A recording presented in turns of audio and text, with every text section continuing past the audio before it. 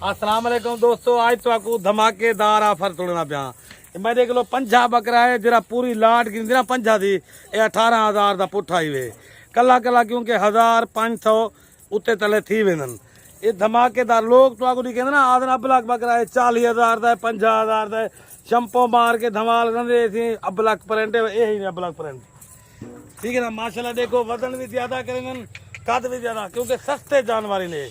आओ जरा ये पूरा फार्म का मकसद फार्म बनाने देना पूरी लाट मेरे को गिनो का अज तू रख कल डी दे 12 बजे तक क्योंकि बाद गाहक ढेर आवन मैं सेल कर देता। जरा फिर गिनन चाहे 5,000 4,000 10,000 टोकन बयाना करा दो आप खुद हो भला भी जरा 1 2 4 पसंद ना आवे ना वो मैं कट गिनता।